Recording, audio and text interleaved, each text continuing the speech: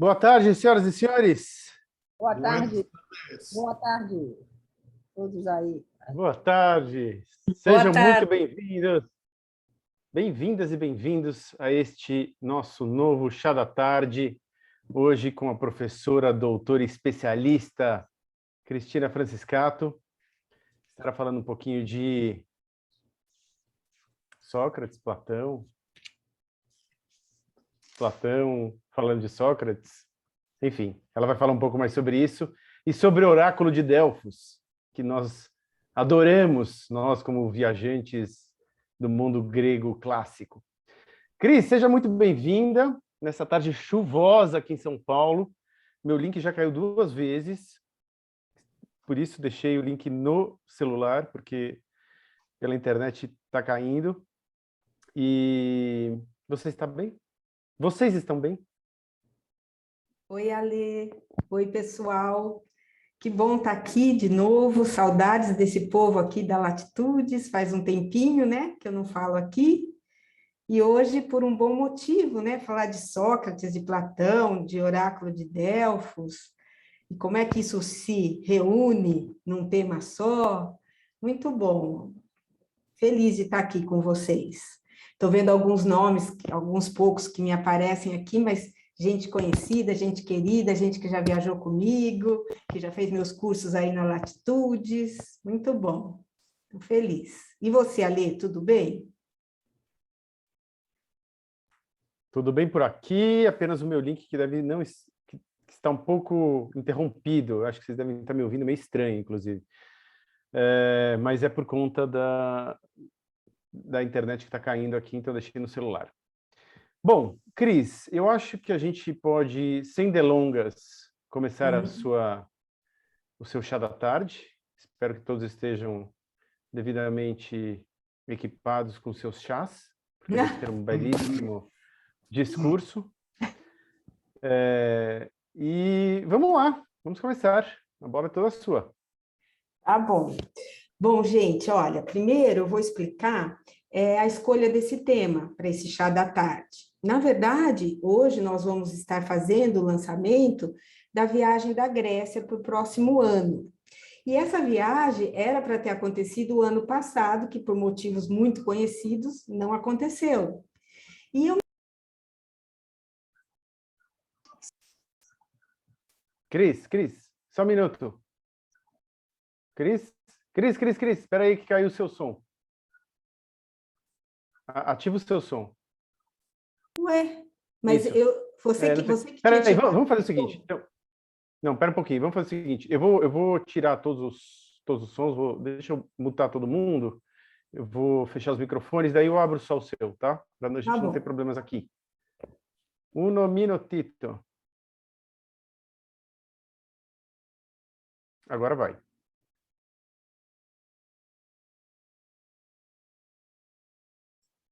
Ale, eu abri o meu, tudo bem? Pronto, Tá bom? tudo ótimo. Agora tá me Pode ouvindo seguir. normal? Agora Tá. Bom, perfeitamente. então, como eu estava contando para vocês, é o seguinte, eu já fiz um chá da tarde, o ano passado, sobre o oráculo de Apolo em Delfos, para divulgar essa mesma viagem que não foi possível sair o ano passado e que a gente acredita que sairá o ano que vem, se os deuses forem generosos, favoráveis, né?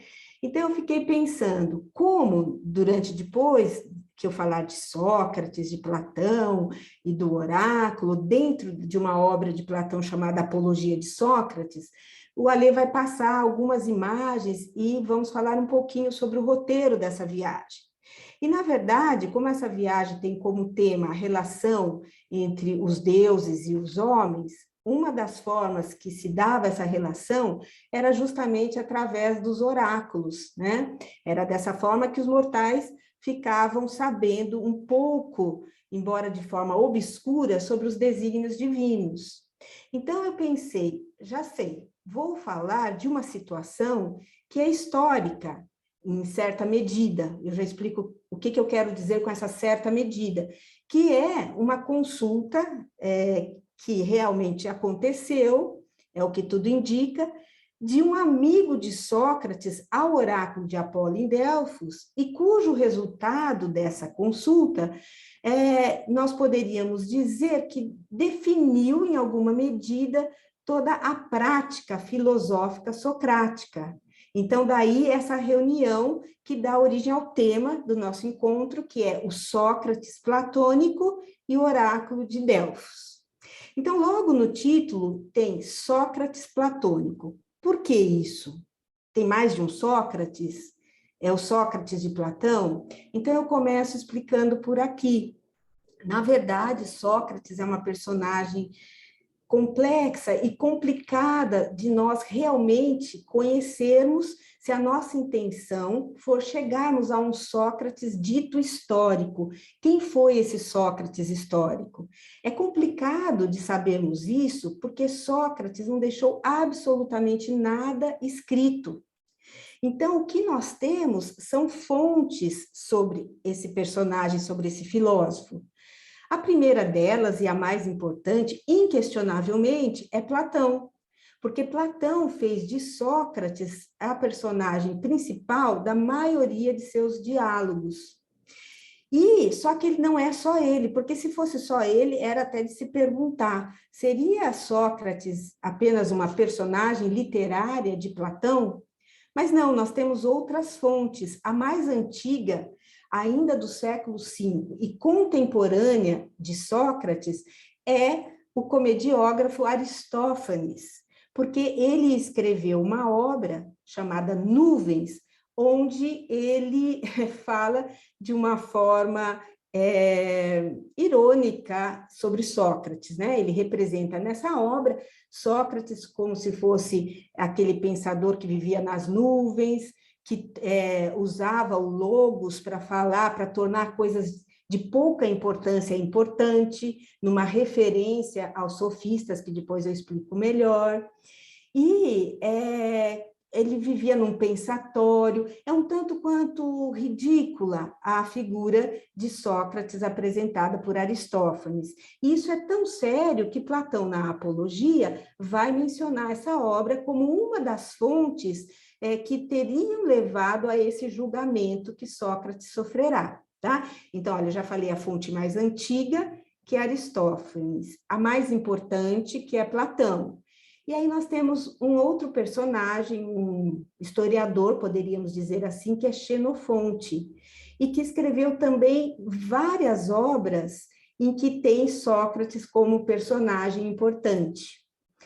E aí, e mais uma fonte que falou pouco de Sócrates, mas é muito importante, muito definitiva para entender o teor da filosofia socrática, é o próprio Aristóteles, que é discípulo de Platão. Então, nós temos Sócrates, Platão e Aristóteles, né? E Aristóteles faz alguns comentários, mas que nos norteiam, porque ele diz, por exemplo, que Sócrates foi aquele responsável por dar importância às definições, aos conceitos. E ele também que menciona a ideia do conhecimento socrático relacionado à virtude. Virtude é conhecimento. A gente tem essa elaboração sobre Sócrates e sua filosofia a partir de Aristóteles. Aí vocês poderiam me perguntar, mas então, o que fazer, né, com essas fontes que são díspares? Nós temos Aristófanes, que de certa forma é uma fonte que está questionando Sócrates, que está parodiando Sócrates, e temos duas fontes, que é Platão e Xenofonte, que são laudatórias, né, que elogiam Sócrates, e a Aristóteles, que posiciona algumas coisas a respeito do filósofo. Então, como hoje a gente pode saber quem foi de fato o Sócrates histórico? Quem tem mais razão ao retratá-lo? Seria Platão? Seria Xenofonte? E o que Aristófanes coloca? Não teria nenhum resquício de realidade? Então, vamos por partes. Sobre Aristófanes, é claro que para a gente rir de alguma coisa, aquilo tem que ter algum contato de verossimilhança com a realidade. Então, assim, o que Aristófanes faz em As Nuvens, claro que não é um retrato nada fiel de Sócrates, mas sinaliza algumas características. Só que nessa obra, Sócrates é equiparado a um sofista. E o que fará Platão, em todos os diálogos em que Sócrates está presente, é tentar rebater essa ideia de Sócrates como um sofista. Sim, como um sofista, Sócrates questiona o seu interlocutor, muitas vezes levando-o a uma aporia, de onde ele não consegue sair, mas isso tem uma outra finalidade diferente da finalidade dos sofistas. E um pouco disso a gente vai ver agora na Apologia de Sócrates, tá? Bom, aí os que pensaram sobre essa questão, há uma grande divisão. Tem aqueles que dizem, olha, por Platão ter muito mais sensibilidade filosófica, ele é muito mais apto a apreender o pensamento socrático. Então, ele seria uma fonte mais fidedigna desse mesmo pensamento e dessa praxis socrática.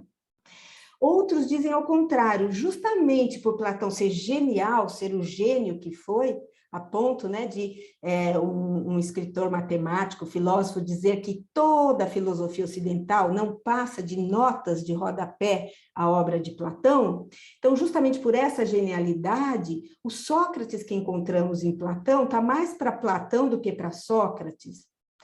Aí tem aqueles que dizem que, portanto, né, já que é assim, Xenofonte, por ser mais simplório, eu diria até simplório, por não talvez alcançar a filosofia socrática nas suas profundezas, talvez como historiador ele tivesse nos retratado de forma mais fiel essa figura de Sócrates.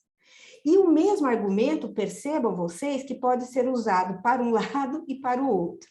Então, como a gente resolve isso? Não resolve.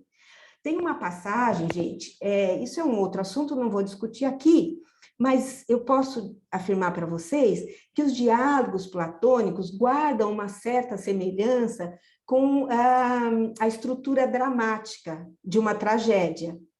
E Aristóteles, na Poética, quando fala das tragédias, entre os gêneros literários, ele cita algo que é denominado socraticoi logoi, ou seja, por essa passagem de Aristóteles, que ele desenvolve um pouco, a gente percebe que não foi só Platão e nem só Xenofonte que escreveu sobre o que Sócrates teria feito, sobre o que Sócrates teria falado, e que isso constituiria um gênero literário que era comum na época. Os outros se perderam e chegaram até nós essas fontes.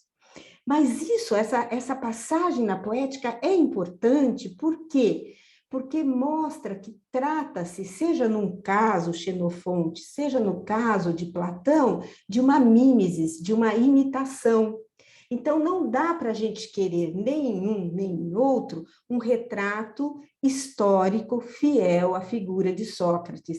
Isso é desde já impossível. Então, o que a gente pode fazer? A gente pode falar de um Sócrates de Xenofonte, de um Sócrates platônico, de um Sócrates de Aristófanes. E daí eu justifico justamente o título da nossa conversa hoje, o Sócrates platônico e o oráculo de Delfos. Tá? Bom, dentro do corpus platônico, toda a obra platônica, os platonistas convencionaram dividir essa obra em diferentes períodos, nos diálogos chamados de juventude, diálogos chamados de maturidade e diálogos chamados de velhice, né? Da velhice de Platão. E existe um número de diálogos que são chamados diálogos socráticos ou diálogos de juventude, onde alguns nos veem ali uma maior influência de Sócrates na filosofia de Platão. Depois, Platão vai aos poucos se afastando da figura do mestre, embora faça Sócrates o seu interlocutor quase principal em todas as obras, e entra numa metafísica, numa ontologia, tal. Mas esse grupo que nos interessa, desses diálogos chamados socráticos, eles têm uma característica em comum, eles acabam numa aporia. Aporia é um termo que vem do grego e ele é formado pelo alfa privativo A, que nega o que vem depois, que é poria de poros, de passagem, poros da pele mesmo. Então, a aporia é uma situação na qual não tem saída. E é assim que costumam terminar os interlocutores de Sócrates nesses primeiros diálogos ditos socráticos ou de juventude. E entre eles existe uma obra, que é a ela que eu vou me ater aqui, vou contar um pouco dela para vocês, que é a Apologia, ou Defesa de Sócrates. Também aqui há uma divisão entre os estudiosos de Platão. Alguns dizem que essa seria a obra inaugural de Platão, a que ele escreveu ainda muito tomado, né, pela figura de Sócrates e do seu julgamento, da sua condenação. Outros dizem que não, que justamente por ali está condensada uma ideia do que seria essa filosofia e essa praxis socrática, talvez ele fosse posterior. Mas isso não vem ao caso e também nunca saberemos e não há consenso, tá? Mas então, o que é a apologia? O que sabemos de Sócrates, com certeza?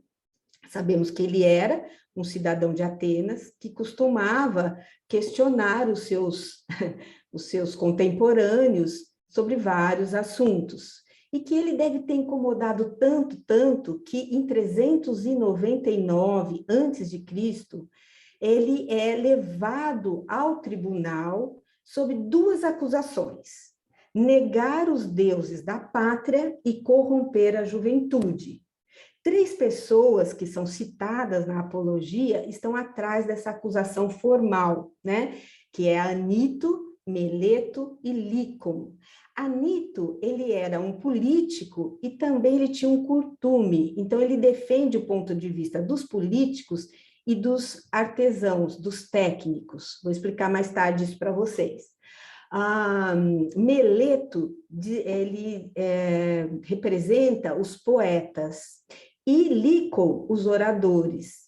Então, quer dizer, Sócrates, com a sua prática, ele incomodou gregos e troianos. Troianos não, porque é de outra época, mas assim, ele incomodou todos. Isso o levou ao tribunal. Então, essa obra, Apologia de Sócrates, ou Defesa de Sócrates, conta o julgamento do filósofo e a sua condenação à morte, tomando cicuta. Nós vamos ver, antes de entrar na apologia, eu quero dar uma visão de conjunto, o que acontece? Claro que Sócrates sai condenado, e normalmente, como funcionava em Atenas? Foi condenado hoje, morre amanhã. Só que bem no dia da condenação de Sócrates, estava saindo um navio que saía todo ano de Atenas até a ilha de Delos, era um navio sagrado que levava oferendas a Apolo, ainda relacionado à tradição de Teseu e o Minotauro, e em agradecimento pelos atenienses por Teseu ter conseguido matar o Minotauro. Isso é algo do mito que ainda continua na história. E havia uma lei em Atenas que dizia que enquanto esse navio, desde o dia que o navio sai de Atenas até o dia que ele volta para Atenas, estão proibidas todas e quaisquer execuções. Então, Sócrates é condenado num dia, nesse mesmo dia sai o navio, e isso vai fazê-lo ficar 1 mês na prisão. Durante esse 1 mês, vai acontecer uma tentativa dos seus discípulos, na figura de um personagem chamado Críton, de convencê-lo a fugir. E é um diálogo, né, há um diálogo de Platão que registra isso, que se chama Críton, ou do dever, onde Sócrates vai discutir com Críton e com as leis de Atenas, dizendo que ele só fugiria se isso fosse algo justo, porque ele busca a coerência entre tudo que ele falou durante toda a sua vida com a sua morte. E aí, como fica claro que não seria justo, ele resolve não fugir. E aí nós temos ainda mais um diálogo, só que cronologicamente, esse diálogo, o Críton, é do mesmo grupo de diálogos chamados socráticos, né? Só que o Fédon, o terceiro diálogo que fala sobre essa trajetória de Sócrates, já é um diálogo da maturidade de Platão.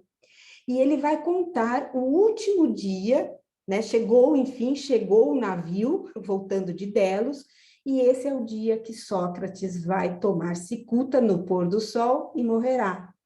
E aí, ele, logo de manhã, ele se despede da esposa, dos filhos, das mulheres, manda todo mundo embora, e ele vai passar o dia inteiro conversando com seus discípulos sobre o quê? Sobre a imortalidade da alma. Um modo de tentar consolar seus discípulos, que estavam inconsolados com a morte de Sócrates, de que temer a morte é só pensar que se é filósofo e não sê-lo, porque aquele que de fato é filósofo sabe que a morte é uma libertação da alma em relação ao corpo. E ele termina esse diálogo dizendo, né, justamente para o Críton, que devemos um galo a Asclépio.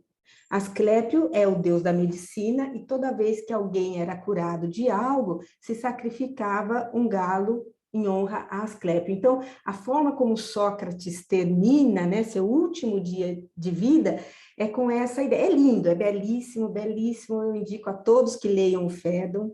É de uma beleza, assim, é muito inspirador. E se isso tem alguma verossimilhança com o Sócrates realmente histórico, realmente é um exemplo e tanto que ele dá, porque ele vai com muita tranquilidade, toma cicuta e morre, dizendo que ainda deve um galo a Asclépio, porque ele vê aquela morte não como algo ruim, mas como uma cura, né? Na separação da alma, que enfim será livre do corpo. Eu dei esse apanhado geral só para que vocês guardem. Quem quiser, não cronologicamente, mas dá uma olhada nesse Sócrates platônico enquanto biografia, nós temos que ver Apologia, o Críton e o Fédon, tá? Mas o que nos interessa hoje é a Apologia e especificamente dentro da Apologia, essa passagem em que há uma consulta do oráculo de Apolo em Delfos. Ok? Bom, vamos lá na Apologia, então. Quando começa a Apologia, Sócrates se dirige, né, aos jurados e ao povo ateniense, de um modo geral, que estavam ali, e diz assim, que seus acusadores, a acusação já havia sido feita. Começa justamente com a palavra, né, dada a Sócrates para a sua defesa. E Sócrates começa dizendo que os acusadores foram tão eficazes e foram tão assertivos na sua acusação que ele quase foi convencido, mas que ele quer dizer que, embora eles tenham sido assim veementes, nada disseram que fosse aleté, verdade, né? E que ele vai falar agora e que os cidadãos podem acreditar que dele, Sócrates, eles só ouvirão a verdade. Só que ele explica, gente, essa obra de Platão tem uma coisa, tem duas vertentes claras na Apologia. Uma é que ela não deixa de ser uma peça de oratória de quem está num tribunal.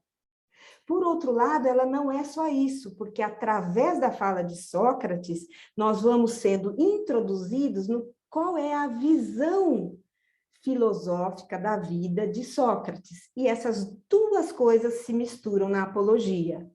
Então, dentro de uma peça de oratória, é normal que ele comece assim, diminuindo a figura daqueles que o acusam e exaltando a sua própria figura. Então, ele diz que ele sim vai falar as verdades, mas que é a primeira vez, ele tem 70 anos, ele fala isso na Apologia, e é a primeira vez que ele vai até um tribunal. E que, então, portanto, né, não esperem dele muita habilidade nesse gênero, né, nessa fala de tribunal, mas que só vão ouvir dele verdades. E aí ele começa dizendo o seguinte, que na verdade, ele tem duas classes de acusadores, os antigos, os de sempre, e os acusadores atuais, que são esses que eu citei, Anito, Meleto e Lícon. E ele fala, bom, então eu vou começar a minha defesa primeiro me defendendo dos antigos e depois me referindo aos atuais. E ele diz o seguinte, que aí há uma menção, né, uma primeira menção a um certo comediógrafo, que a gente sabe se tratar de Aristófanes, e mais tarde o Aristófanes vai ser realmente nomeado. Então ele diz assim, que a acusação que pesa sobre ele é de que estão confundindo eles com aqueles filósofos, né, que estão mais interessados, afisses à natureza, e que nessa pesquisa sobre a natureza acabam colocando em xeque a existência dos deuses, porque aquilo que se tinha sem dúvida até a existência desses filósofos como divindades, agora passam a ser fenômenos atmosféricos, a Terra já não é mais uma divindade, mas é uma pedra, enfim. E que há uma confusão, que nessas acusações antigas equiparam Sócrates, e isso está nas nuvens, né? É aquele que quer saber tudo o que acontece no céu e sob a terra. Isso é textual na Apologia e se refere a uma passagem das nuvens de Aristófanes. Então, ele se defende e diz que ele não nega que há alguma espécie de saber, de sabedoria nesses pesquisadores, nesses filósofos, mas que ele disso não sabe nem muito nem pouco, ou seja, não sabe nada, e que é uma acusação injusta.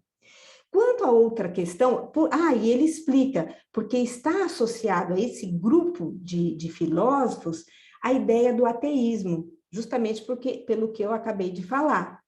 Agora, quanto a outra acusação, né, de corromper a juventude, ele vai explicar de onde que veio essa ideia de que existia associado à figura de Sócrates uma certa sofia, uma certa sabedoria. Então, ele conta que um amigo dele, que no momento do julgamento já havia morrido, mas que o irmão estava presente, então, em caso de qualquer dúvida, era só chamar o irmão de Querofonte, ele um dia, por algum motivo, resolveu ir ao oráculo de Apolo em Delfos e perguntar para o oráculo se existiria alguém mais sábio do que Sócrates. E a Pítia, né, a sacerdotisa de Apolo, respondeu que não, que Sócrates era o mais sábio. Quando Querefonte chegou para Sócrates e disse o que o oráculo dissera, Sócrates falou, não, isso não é possível. Porque eu sei, sabe o que acontece, gente? Tem muitos termos recorrentes na apologia que indicam a construção de um ethos, de um caráter socrático e de uma interioridade. Então, por exemplo, Sócrates fala, eu por mim mesmo, refletindo, pensei. Então, são várias passagens que mostram, primeiro, Sócrates centrado numa espécie do que poderíamos chamar de autoconhecimento, né? E esse autoconhecimento se choca com as palavras do oráculo. Então, pensa Sócrates, isso só pode se tratar de um enigma, como, aliás, é próprio das falas oraculares. Por quê? Porque eu, por mim mesmo, refletindo, sei que nada sei, não posso ser o mais sábio de todos. Por outro lado, não é permitido, não é tênis, não é lei, não é lícito ao Deus, sendo Deus, que ele minta.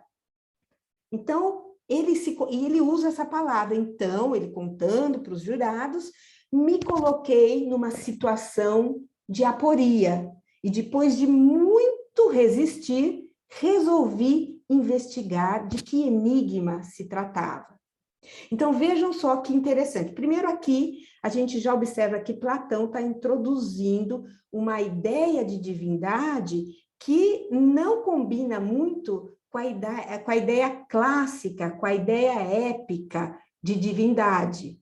Porque, só vou fazer um parênteses, mas existe uma passagem num texto, que é um texto fundante, né, da literatura grega, e por que não dizer da religião grega, que é a Teogonia de Hesíodo. E lá nos versos 26, 27 e 28, as musas, Hesíodo era um pastor, ele invoca as deusas musas como fonte de veracidade do próprio canto, elas se presentificam, se voltam para Hesíodo e o interpelam da seguinte maneira, dizem as musas, na tradução do professor Torrano, que eu me lembro mais ou menos de cabeça, assim. Elas dizem, pastores agrestes, vis infâmias e ventres apenas. Sabemos muitas mentiras dizer semelhantes aos fatos, e sabemos, se queremos, dizer verdades. Então, aqui mostra uma ambiguidade no divino representado pelas musas. Elas sabem dizer mentiras e verdades. Se querem, elas dizem verdade. Aqui, o que Platão está falando, através de Sócrates na Apologia, e que o leva, né, leva o Sócrates platônico à aporia, é que o oráculo não mente jamais, porque ao Deus, a divindade, não é lícito mentir. Então, algo tem que ser compreendido aí, porque ele, por ele mesmo, no seu autoconhecimento, do qual ele não abre mão, né? Ele sabe que ele nada sabe. Mas, por outro lado, o oráculo não pode estar mentindo ao dizer que ele é o mais sábio. E aí que ele vai começar uma investigação e que ele vai explicar que é essa investigação que vai atrair para ele todo o ódio possível dos atenienses. E aqui eu queria só fazer um parênteses, né? Quando eu falei das fontes, né, falei de Xenofonte, de Platão, ambas laudatórias, mas muito diferentes entre si, aqui tem uma passagem, né, porque também Xenofonte escreveu uma apologia de Sócrates. Só que o Sócrates, na apologia de Xenofonte, quando recebe esse oráculo, ele não questiona o Deus nem o oráculo em nenhum momento. Pelo contrário, a fala dele em Xenofonte é de reforçar que sim, ele aceita o oráculo e entende que por isso, por aquilo, por aquilo, por aquilo, ele é mesmo mais sábio. Nossa, figura completamente distinta é o Sócrates platônico, porque ele vai chegar até a questionar o próprio deus Apolo, tá? Bom, então o que faz Sócrates? Sócrates pensa assim, e aqui é uma outra conversa que será estabelecida entre Platão, através de Sócrates, com a tradição. Porque quem já leu a Épica, quem tem contato, né, com a Ilíada, com a Odisseia, com o mundo épico, enfim, dos heróis, sabe que a reputação, a doxa pode ser traduzido por opinião, mas também por reputação. Que a reputação de um herói ou de qualquer pessoa se constrói a partir do olhar do outro. Daí aquele medo terrível que os heróis épicos têm, e que isso também aparece na tragédia, que é causar riso no inimigo. Então, é o olhar do outro que condiciona quem eu mesmo sou, né? E aqui Sócrates, nesse primeiro momento da apologia, levado por essa tradição, ele vai colocar o olhar naqueles que são reputados, que ele usa o verbo dokeo, que dá origem à doxa, que dá origem à opinião ou reputação. Então, Sócrates nos diz que ele vai procurar entre aqueles que são reputados como sábios, mostrar para o oráculo de Delfos que ele se enganou, que Sócrates não é mais sábio, porque ele vai encontrar, dentre aqueles reputados sábios, alguém que seja, logicamente, mais sábio do que ele. E ele começa pela classe dos políticos. Ele não cita, mas o texto dá a entender que esse primeiro investigado por Sócrates é justamente o principal acusador dele nesse tribunal, Anito. E aí ele começa a investigar e percebe que a classe, porque ele investiga um, depois investiga outro, e depois ele mesmo afirma que a partir daí ele investigou uma série de políticos. E ele percebe que eles realmente, nada do que importa, porque a sofia para o grego antigo está relacionado àquilo que é a verdade, que é, portanto, o bem, o belo e o justo. né? Isso perpassa a literatura grega, a filosofia, etc. Então, ele percebe, Sócrates nos conta, que eles nada sabiam do que realmente importava. E aí ele conclui, ele já começa a desconfiar que, pelo menos ali na classe dos políticos, né, ele percebe que nem os políticos, nem ele, sabem nada do que realmente importa do belo e do bom. Mas há uma diferença entre eles, que enquanto os políticos acreditam saber, ele, Sócrates, sabe que não sabe. E nessa pequena diferença estaria a maior sabedoria, entre aspas, de Sócrates. Mas ele não se dá por vencido e ele vai migrar com a sua investigação para a classe dos poetas. E aí, gente, ele fica muito estupefato de perceber o que ele faz, qual é a atitude que ele toma. Ele pega as principais obras, as obras mais significativas dos poetas do seu tempo e vai até os poetas com essa obra, com essas obras, e começa a perguntar a eles, viu, mas aqui, nessa passagem, o que você realmente quer dizer quando diz tal coisa? E ele percebe que eles não sabem nada daquilo que eles próprios disseram. E aí que ele vem, também ecoando a tradição, né? Porque vejam, como eu contei aquela passagenzinha da Teogonia, todos os poemas épicos começam com uma invocação das musas como fonte de veracidade do canto do poeta. Então, o poeta não é o autor são os deuses.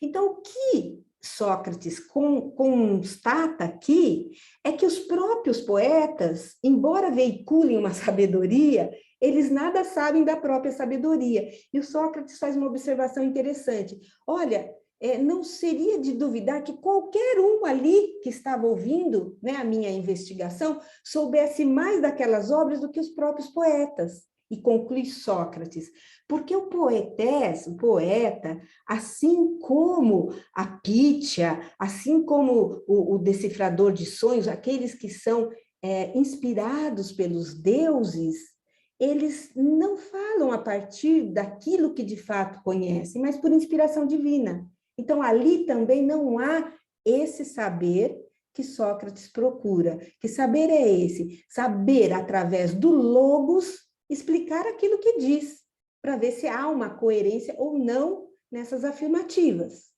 Bom, terminado com os poetas, ele vai na terceira classe, que são dos artesãos, ou a gente poderia traduzir o termo por técnicos, aqueles que tinham um saber técnico.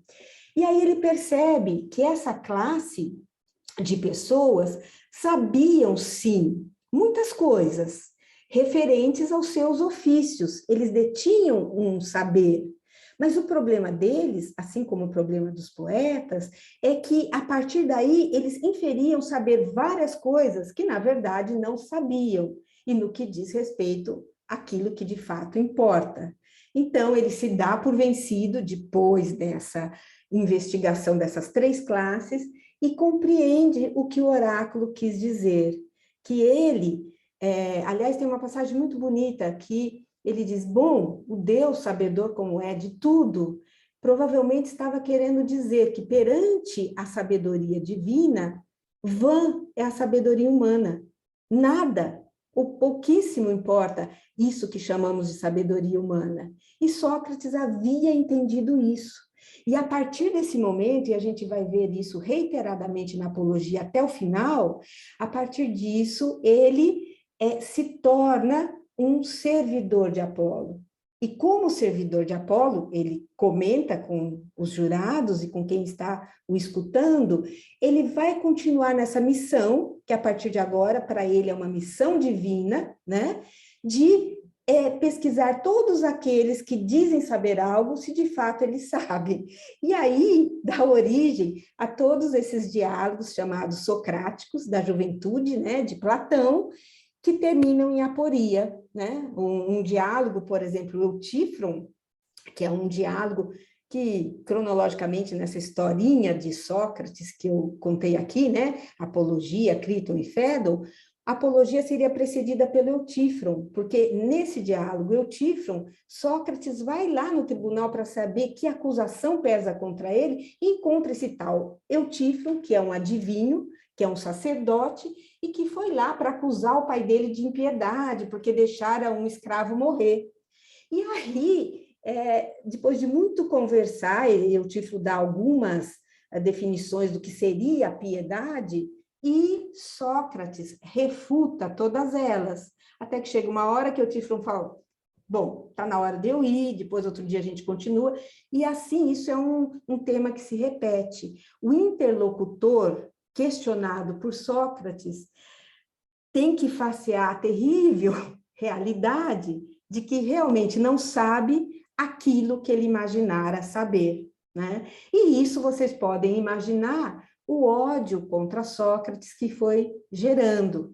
E ele fala, né, para os jurados que, na verdade, ele é um bem para a cidade, que ele é como um moscardo, uma mosca colocado no flanco da cidade, que tem que incomodar os cidadãos no seguinte sentido, mostrar para eles que eles não devem se dedicar nem à riqueza, nem ao poder, nem a nada mais e principalmente do que a alma.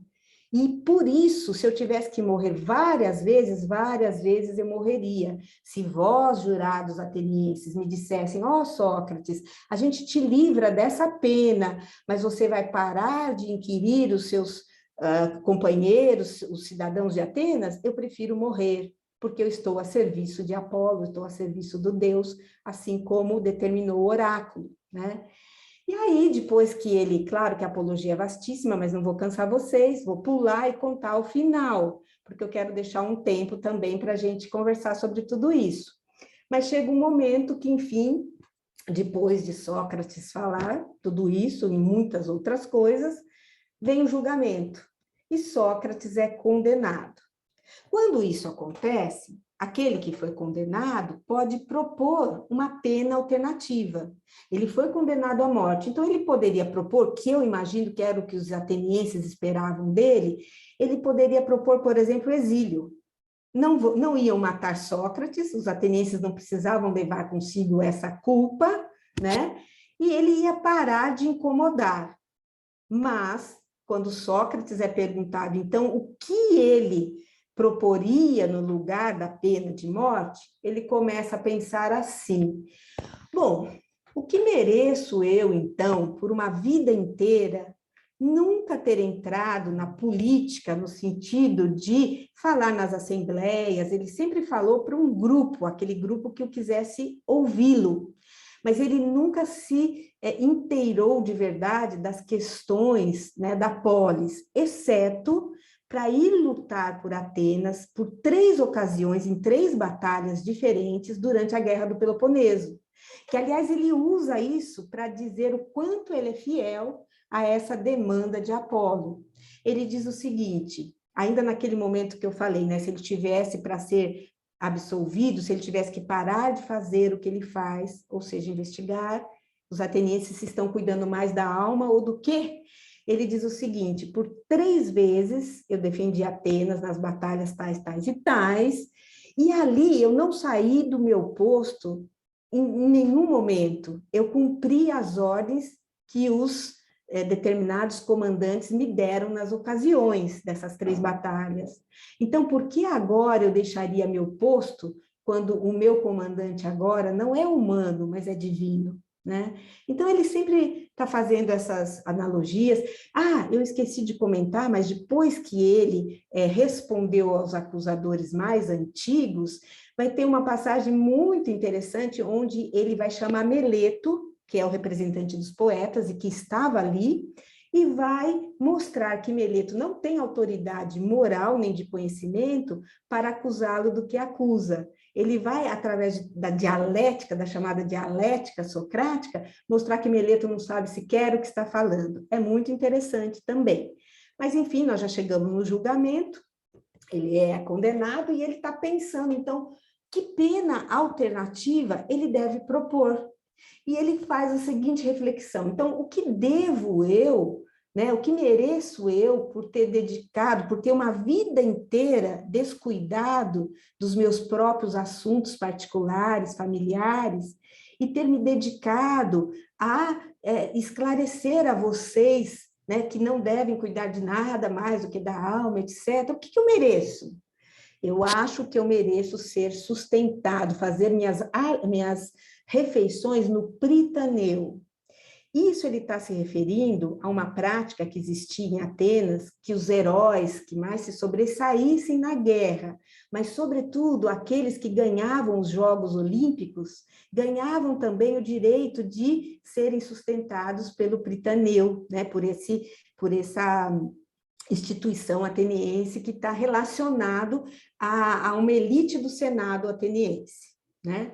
Então, o que acontece? Quando ele faz assim, quando ele propõe essa pena alternativa, aí ele diz também, não, aqui meus amigos, entre eles Platão, ele cita Platão, esse, aquele, Críton, tal, também estão dizendo que eu posso oferecer tal quantia em dinheiro, né? Então, vocês vejam o que vocês fazem. E aí, ele foi condenado agora por um número maior de pessoas do que havia sido condenado no primeiro momento.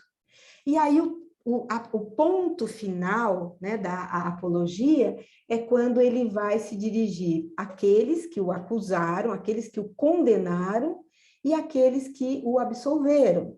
Então, aos que o condenaram, ele diz o seguinte, por que eles foram fazer isso?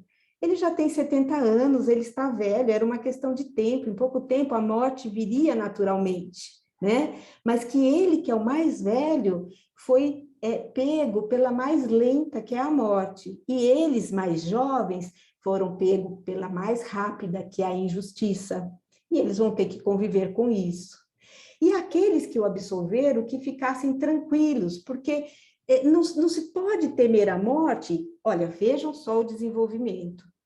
Quando a apologia termina, ela termina como eu vou comentar agora, que já é um desenvolvimento muito anterior, como termina o Fédon, onde durante o diálogo inteiro a gente vê a introdução de uma metafísica platônica e onde ele tende a provar, e de forma belíssima, a imortalidade da alma, e que a morte seria a separação do corpo, né, quer dizer, da alma, da sua prisão representada pelo corpo, né? Então, é lindo, mas aqui nós não estamos nesse desenvolvimento do pensamento platônico. Então, como é que Sócrates termina dizendo àqueles, né, se dirigindo àqueles que o absorveram? Ele diz o seguinte: olha, não há por que temer a morte, porque ou ela não é nada, né, é como um sono infinito, sem sonhos, e aí não há por que se preocupar, ou então se há algo, como dizem alguns, né, depois da morte, eu estou assim até com vontade de encontrar alguns poetas, os juízes verdadeiros do mundo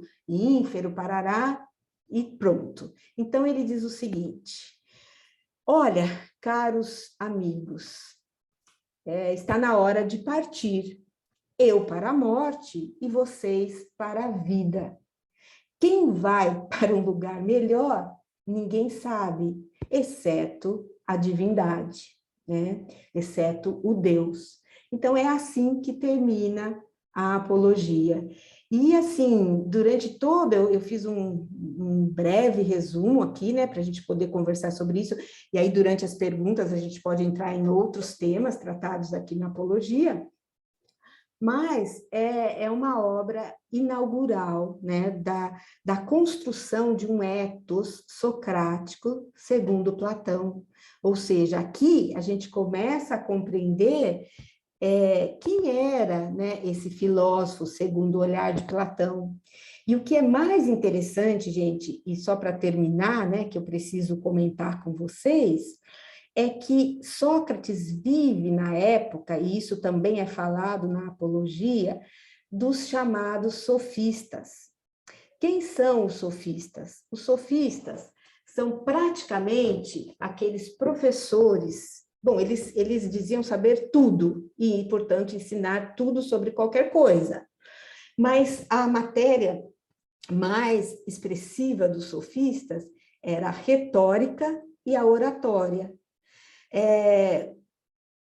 Ferramentas totalmente fundamentais numa sociedade onde a democracia está se fortalecendo, está se firmando, né? Para você, na Assembleia, nos tribunais, convencer os demais sobre aquilo que você quer que eles sejam convencidos. Só que o que acontece com os sofistas? E há sofistas e sofistas. Há um sofista da qualidade de Gorgias, que Platão tem um diálogo também com esse nome, e há sofistas como Trasímaco, que aparece no livro 1 da República, né? Que é completamente, antiético e tudo mais. Mas o importante é que nessa prática de retórica e de oratória, sai de cena a importância da veracidade ou não daquilo que se é falado. Então, o importante é convencer o interlocutor daquilo que você quer que ele seja convencido. Daí que existia, né, entre os sofistas, uma prática que em grego se diz dissoi logoi, quer dizer, discursos antagônicos, onde você primeiro é treinado a desenvolver uma tese e depois, em seguida, você faz a antítese. E se você for muito bom, se você aprendeu bem as lições, você, num primeiro momento, vai convencer aqueles que te ouvem de uma determinada coisa e, num segundo momento, da coisa oposta. Então, o que a filosofia socrática, platônica, vem colocar em cena é a necessidade premente, necessidade urgente, inclusive aqui, agora, hoje, né, de uma coerência entre o logos e o ergon, entre a palavra e a ação. Então, isso é uma das grandes questões colocadas por Sócrates. Então, Ale, assim, num primeiro momento, eu acho que para não cansar todo mundo com questões socráticas platônicas, eu acho que era isso que eu tinha para colocar. Aí a gente pode falar um pouquinho da viagem e partimos para as perguntas. O que você acha? Maravilha, Cris, maravilha. Foi uma luz nessa escuridão incrível que nós temos aqui. Me diz uma coisa, aquele ditado que você vai me lembrar sobre a felicidade só se encontra quando morremos? Sim. Como é que é essa história? Conta. Que eu pensei nisso na sequência aí da tua fala. Talvez, é um pouco diferente, Ale. É o seguinte, é um topos. Topos significa um tema que se repete na literatura grega, né? Então, por exemplo, a gente encontra isso, por exemplo, vou dar 3 exemplos para você. No final do Édipo Rei de Sófocles, no começo das Traquínias de Sófocles, em Heródoto. É a ideia da instabilidade, da trique, da sorte na vida humana. Então, não é porque hoje a gente está muito bem e tudo vai bem, a gente está por cima de tudo e de todos, que isso significa que assim será até o nosso último dia. Porque os gregos eram extremamente sensíveis a essa ideia da instabilidade da sorte na vida humana. Então, esse ditado diz assim, por exemplo, no Édipo Rei, para ficar bem claro, Édipo começa a peça, ele é quase divino, porque as pessoas vêm pedir ajuda a Édipo coroadas, como elas se coroavam para ir a um oráculo. Ele que outrora decifrar o enigma da esfinge, que agora ajude nessa peste que está assolando Tebas. Então, ele é tido como o máximo, e como o máximo ele responde que ele fará tudo para ajudar Tebas, etc. A peça, vocês conhecem todo o enredo, termina com ele descobrindo quem de fato é, né, que ele matou o pai, se casou com a mãe, então ele se cega, Jocasta, enfim, a tragédia total que se constitui ali. Diante de tudo que o coro viu durante a peça, ele exclama no final, é por isso que existe um antigo... Vejam agora essa trique de Édipo, né? Compara, inclusive, essa trique com com tsunami, né? Com ondas assim que você naufraga estando nelas. E quem dos tebanos antes não invejara as sortes de Édipo? Mas é por isso que existe um antigo ditado que diz que não se pode dizer que um homem é feliz enquanto não esteja morto, sem que algo muito terrível tenha lhe acontecido. Então, essa ideia, né, se repete em vários momentos. A parte lá do Heródoto, que é muito legal, né, porque tem aquele rei, Creso, né, que está cada vez, é um rei da Lídia, e está cada vez mais rico, mais poderoso, tanto que ele vai desafiar, enfrentar os persas. Tem até uma situação muito bonitinha, talvez combine dizer, porque é de oráculo, né? Mas antes desse momento, ele tem a notícia que ele vai receber simplesmente o grande sábio ateniense, que é Solon. E quando Solon chega, ele tem uma atitude esquisita, ele manda lá os seus ajudantes, que antes de levar Solon até ele, que mostre todos os tesouros do palácio, né? E aí, assim é feito. E quando Solon chega, na presença dele, ele pergunta, Solon, a tua reputação, a tua doxa, né, mais uma vez aqui, te precede como um homem grandemente sábio. Então me diga, Solon, quem é o homem mais feliz que você conhece? E o coitado do Creso tinha certeza que Solon diria que era ele. E ele diz que é um, depois diz que é outro. No fim, quando na terceira tentativa ainda não é o Creso pergunta, bom, então o que você acha de mim? Como você me vê? E ele responde, olha, vejo que és um homem, no momento, eu te quero de boa, feliz, de boa sorte. Mas, como diz o antigo ditado, não se pode dizer que um homem é feliz até que tenha morrido. Então é isso daí, é um topos da literatura grega. Maravilha, maravilha. Você pode considerar que os nossos tempos atuais pandêmicos são tempos gregos? Ou a gente sempre viveu em tempos gregos, a gente só se acostumou com um certo conforto? Não, olha, eu acho que há sim possibilidade de uma certa analogia. Sabe por quê? Porque mesmo no Édipo Rei, não é? Nós não temos uma peste, não começa justamente a peça com uma peste terrível que está assolando Tebas, que por sua vez, pela datação da obra, ecoa uma peste real que sofrera Atenas no primeiro ano, após o primeiro ano da Guerra do Peloponeso, na qual morre Péricles, né? Então, parece que as pestes surgem dentro de uma visão grega, né? Eu estou falando agora não como eu mesma, mas como se eu fosse uma grega antiga, é uma manifestação divina, tudo isso, gente, pelos deuses, entre aspas, né? De que algo vai mal na nossa relação enquanto humanos imortais com os deuses imortais. É uma sinalização, né? Mas, se a gente tivesse aqui um oráculo de Apolo para consultar, quem sabe a Pítia respondesse melhor. Falando em oráculo de Apolo, então vamos conhecer um pouquinho dessa viagem que você passa pelo oráculo de Apolo, entre outras coisas. Vou mostrar aqui rapidamente e você vai comentando sobre os lugares. Então, um minuto aqui para eu poder compartilhar.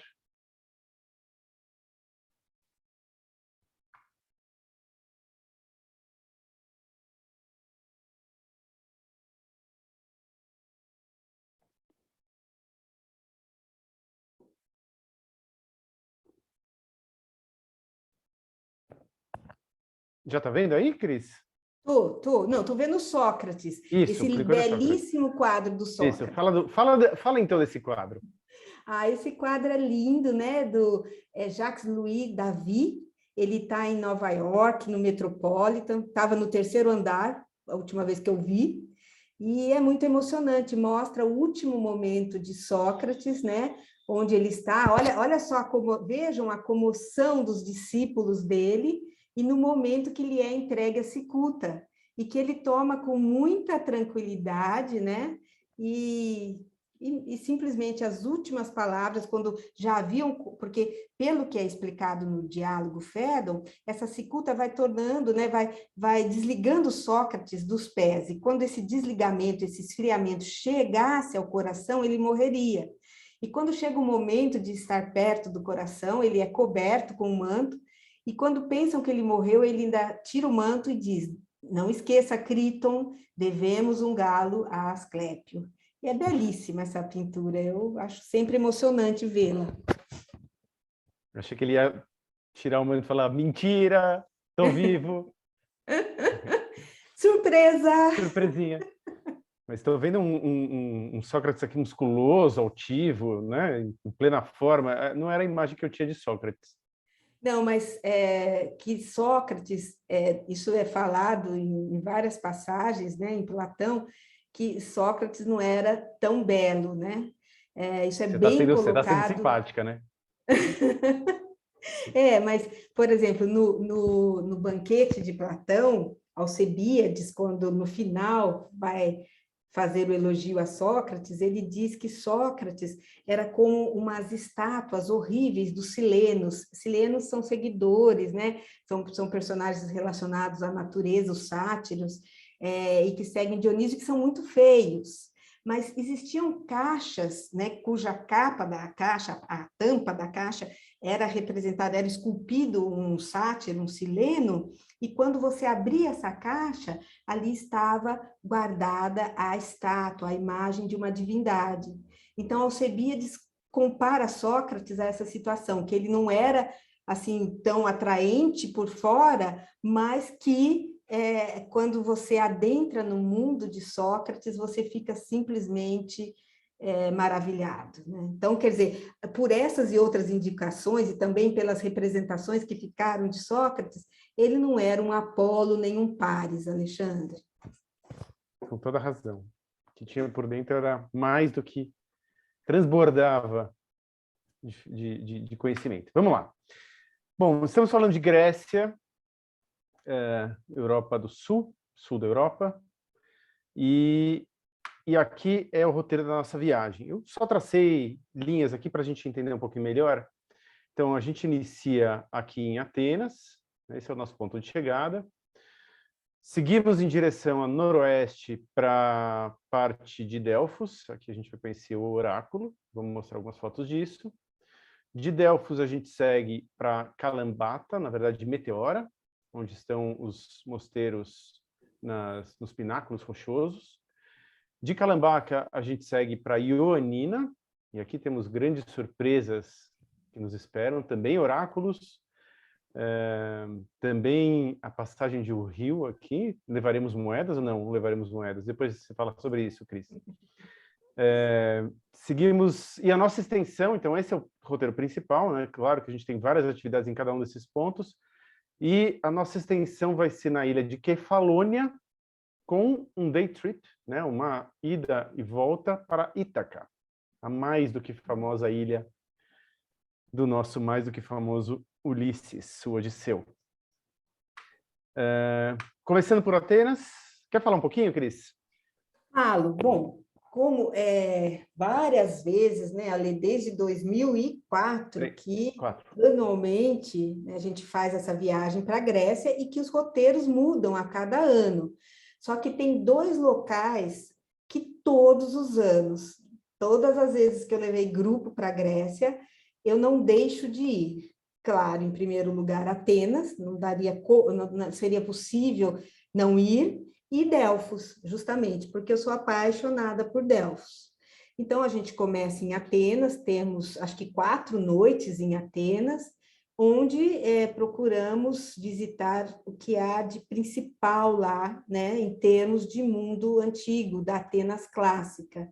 Sempre começando com a Acrópole, o Partenon, mas também vamos visitar um lugar que eu gosto demais, que é a Ágora de Atenas, aqui uma imagem melhor, né, desse símbolo da Grécia. Partenon, Partenon, né?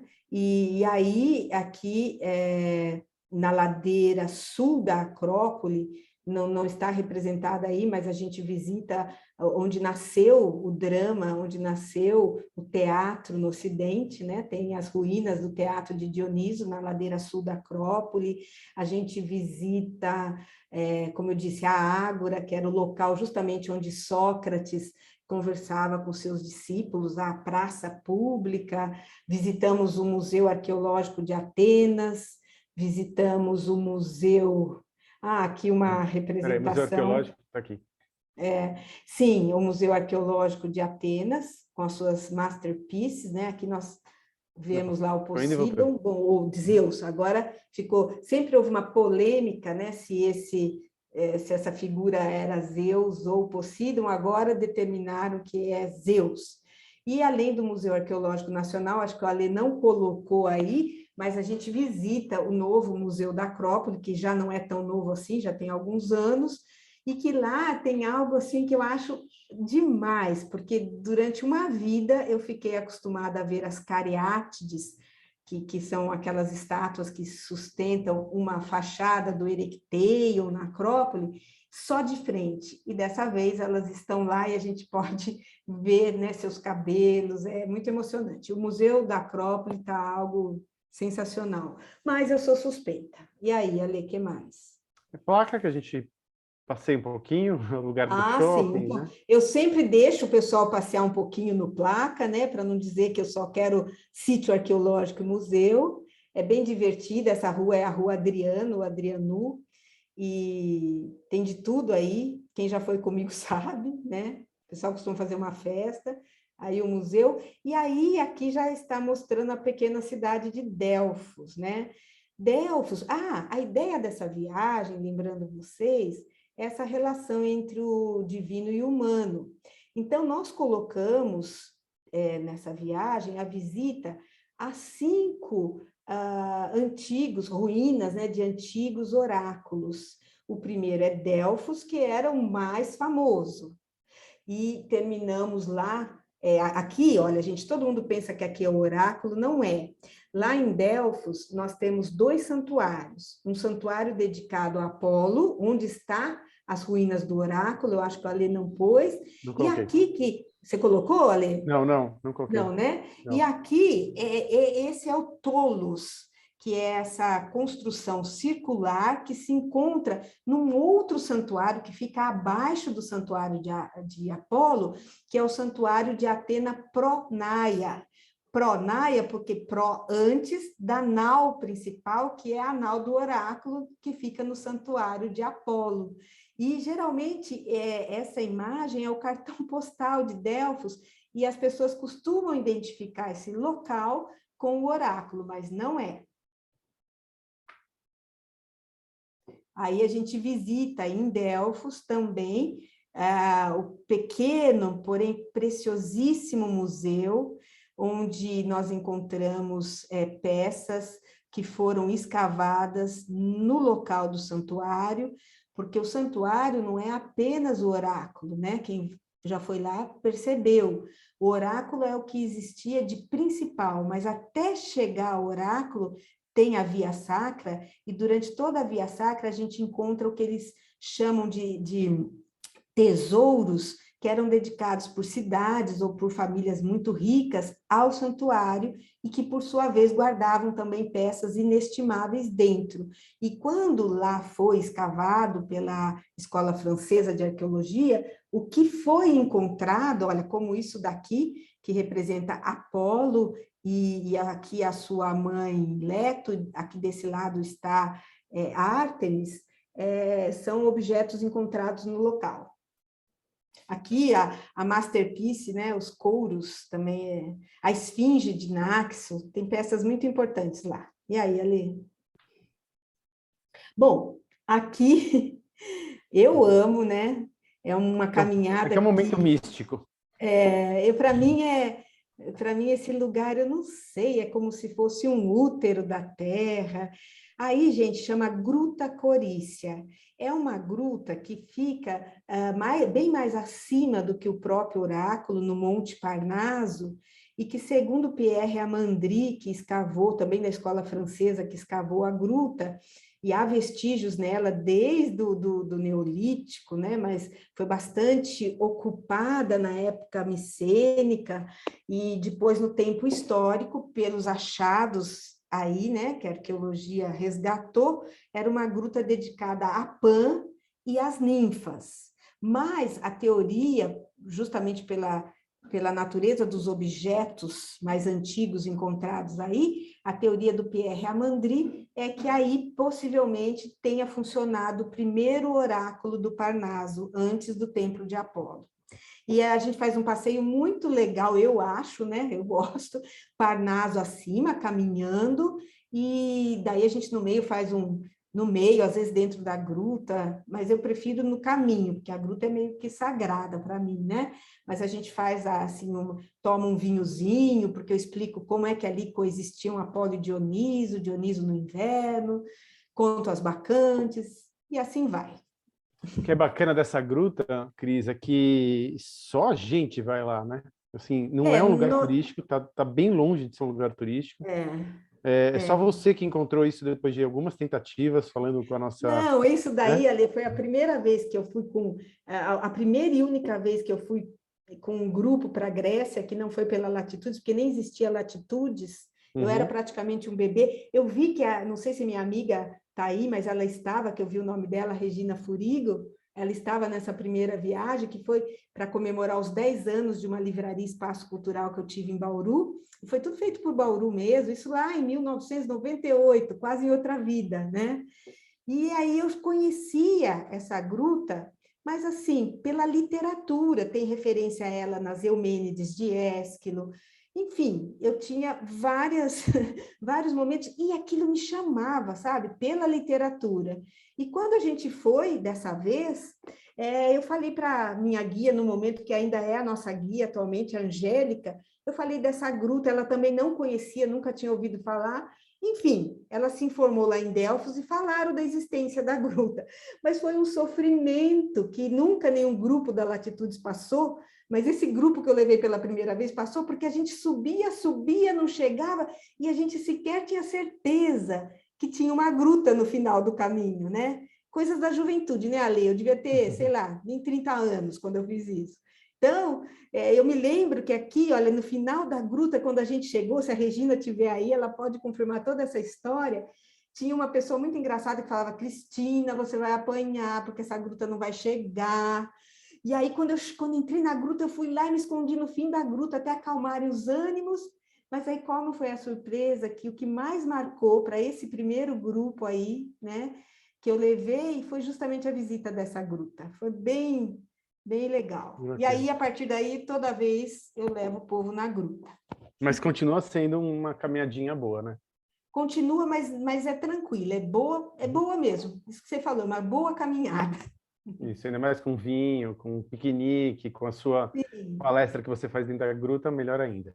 Eu estou esperando o dia que a gente vai se transformar realmente em bacantes, daí tem que ir à noite, mas aí precisa de... Aí você tem que estar junto, porque se der alguma coisa errada, o responsável é você, entendeu? Eu sou sempre o responsável, fica tranquilo. Seguimos para a Meteora. Aqui só que detalhe, gente, eu não comentei, mas ao sairmos de Atenas, antes de chegarmos em Delfos, visitaremos um antigo oráculo dedicado a um personagem chamado Anfiaral. Ele está presente, por exemplo, na tragédia 7 contra Tebas. Ele é um dos chefes que lutaram contra Tebas e perdeu. Ele perdeu quando ele ia ser morto pelo inimigo. Zeus mandou um raio, abriu a terra, ele foi tragado com o carro, com os cavalos, e até hoje, quer dizer, até a época que se contava isso, ele dava oráculo nessa cidadezinha de Oropos, e é bem simpático o sítio arqueológico desse oráculo. E daí de Delfos que a gente vem para Meteora, e aí a gente faz, porque é legal isso também, né? A gente quebra um pouco aquilo de sítio arqueológico, de cultura grega, arcaica e clássica, helenística, e vai para o período cristão. E aí a gente vai visitar os monastérios, que fica nessa região que é completamente única, né? É algo em comum, que são esses monastérios bizantinos de Meteora. Aqui a gente dá uma pausa da questão da Grécia clássica e entramos numa Grécia mais moderna, né? Não tão moderna, mas pós-paganismo, né? Legal. Cecília está como levantado? Não está. Depois a gente volta para você, Cecília. Tá como levantada? Quer falar? Espera aí. Ativa o teu som, Cecília. Agora deu. Cristina, eu adorei aquela gruta e é justamente sobre ela que eu queria te perguntar. Ela tem mais coisas além do que aparece na foto ou é aquele o ambiente da gruta? Aquele, Cecília. Ai, muito bom te ver aqui também, viu? Eu gosto muito das tuas explanações. Muito legal E te ver sonho aqui. ir com você para a Grécia, hein? Aí, vamos então, vamos que vamos. Bom, Vamos. essa gruta, Cecília, é praticamente aquilo. A gente sobe, sobe, sobe, aí chega na abertura da gruta, e aí temos que descer na gruta. A hora que chega naquele centro, dá para subir um pouco mais, e até tem alguns caminhos, mas que não são visíveis, né? Não são visíveis num primeiro momento, mas a gruta é aquilo. Aquilo que aparece na foto. Aquilo Mas que isso é a aparece na entrada da gruta ou é algum salão da gruta? Não, então, não. Aquilo é a gruta. Existe até, olha lá, que o Alê tá vendo? Olha aqui, eu não sei se a minha setinha vocês veem, porque acho que quem está mostrando é o Alê, mas essa pessoa que está aqui vai andando, andando, sobe, e atrás, inclusive, gente, é muito interessante, cada um vê o que quer, o que consegue ver, mas há aí uma formação rochosa da própria gruta, que lembra muito a figura de um sátiro, do deus Pan, sabe? Muito interessante. E por trás ainda dá para a gente entrar um pouquinho, mas não existe outro espaço como esse. Esse é o Mas é espaço muito lindo principal. isso. É lindo, realmente. É como um útero, sabe? E É. assim, eu até falo, não é uma gruta espetaculosa, espetacular em termos de estalactites, estalagmites, que eu nem sei bem o que é isso, mas aquelas grutas, né? Que inclusive na Grécia existem muitas. Mas aqui é o significado religioso que tem essa gruta, porque há indícios arqueológicos levantados pelo Pierre Amandri que desde tempos imemoriais esse local era usado como local de culto. Então tem uma aura sagrada aí. Tá? E me chamou muito a atenção a abertura, em função do tamanho do homem, e a Sim, abertura da gruta. Que coisa linda, com essas pedras meio penduradas, entre aspas. É muito lindo, Cristina, uma grande descoberta. e olha só, depois de tomar uma ou duas taças de vinho, você já começa a ver Dioniso aí dentro, viu? Tem isso. Não, estou brincando. Não, estou brincando. Estou brincando, mas porém, quem sabe? Um fundo de verdade.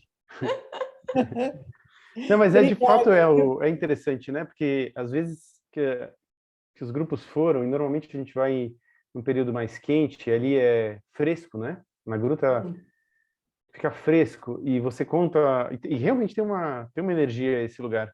É bem interessante, assim como o próprio Oráculo de Delfos. Muito bem, Cecília. Muito obrigado pela intervenção. Obrigada. Seguimos aqui. Meteora, falamos. Sim. Ioannina.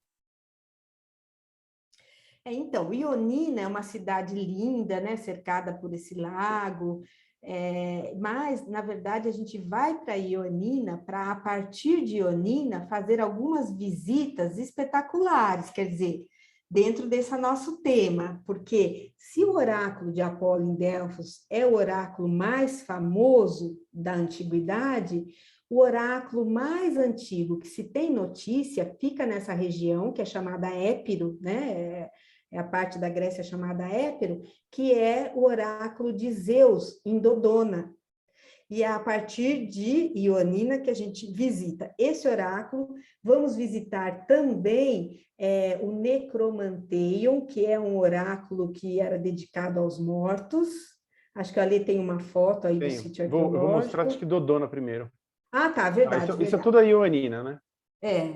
Nós estamos em Ioannina. Olha que simpática a cidadezinha. E aqui é o antigo, porque vocês sabem, eu acredito que todos saibam, que, na verdade, um santuário, né, grego antigo, ele tinha não apenas os templos, né, como também costumava ter um estádio para competições atléticas e um teatro para as apresentações dramáticas. E o teatro de Dodona está bem conservado. E aí a gente vai até um local onde funcionava o antigo oráculo, que era uma árvore sagrada a Zeus, que é o carvalho. E tem lá um carvalho. Então a gente pode tentar, através do vento que bate nas folhas do carvalho, entender um pouco dos desígnios de Zeus no momento, né? porque era assim que funcionava na antiguidade. Mas é claro que eu estou um pouco brincando quanto a isso, mas é um sítio arqueológico bem bacana e repleto de significado também. Cecília, você quer falar? Não. Não? Tá. Eu vi a É que mão... você está com a mãozinha, Cecília. Não se preocupa, tudo bem. Então, e aqui tem o Necromanteion, que os arqueólogos dizem ser um local de consulta aos mortos. E alguns querem ver aí aquele local onde, na Odisseia, Odisseu desceu ao mundo ínfero, fez lá suas oferendas para consultar a alma do Tiresias, que então já havia morrido. E a gente vai passar por aí, e o que há de muito especial nessa região é que também tem perto aquele famoso rio que todos conhecem da mitologia, que é em grego Acheron, mas a gente conhece por Aqueronte, que é o rio, olha que lindo, de águas negras, não tem nada, é lindo esse rio, e onde ficava aquele barqueiro, o Caronte, né, um dos rios que levava ao mundo ínfero. Então, quem sabe, né, Alexandre? Eu encomendo muitas coisas para Alexandre, algumas que são quase trabalhos hercúleos. E uma delas é que eu queria botar todo mundo em canoa aí para dar uma volta para ver os corajosos do grupo, para a gente dar uma volta pelo Aqueronte. Mas sem atravessar para outra margem, né? Não, sem ir para o mundo ínfero, ficar Isso. só ali, ó, para sentir o clima. Isso, melhor, porque senão, enfim, não volta. Muito bem. As vilas de Zagória. E aqui é uma delícia. Isso também é um outro contraponto, né? Depois desses sítios arqueológicos, né? Desse contato com a história grega, antiga, tal, a gente tem um dia muito agradável, que a gente passeia nas montanhas, por esses vilarejos que são chamados Vilas de Zagória, que é um local muito pitoresco, muito legal, e a gente almoçamos aí, né, Alexandre? Uhum. Sempre almoçamos num lugar muito, quer dizer, o lugar varia, mas todos que a gente já almoçou são lugares muito especiais. E daí a gente vai até um desfiladeiro, que é o desfiladeiro de Vico, que é muito lindo. A última vez que estive... Aí, olha, que coisa linda que é isso. E tem uma passagem que a gente vai, assim, para os corajosos mesmo, porque a gente atravessa até umas cavernas que existem, mas tem que passar assim, sabe? Se segurando na parede pelo desfiladeiro. Nossa, eu tenho tanto medo de altura, mas acho que lá na Grécia eu sou tomada por alguma coisa que eu fiz isso, e fui nas cavernas.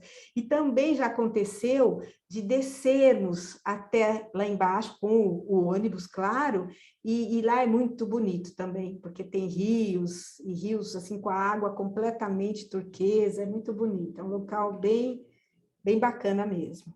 O que eu acho interessante dessa viagem é que ela foge totalmente do lugar comum, né? Quer dizer, o roteiro normal de Grécia é fazer Atenas e ir para as ilhas, ou fazer Atenas e Olímpia, Epidauro, às vezes Delfos, mas para o norte aqui, para essa região, é realmente um lugar fora da curva, fora do roteiro turístico padrão.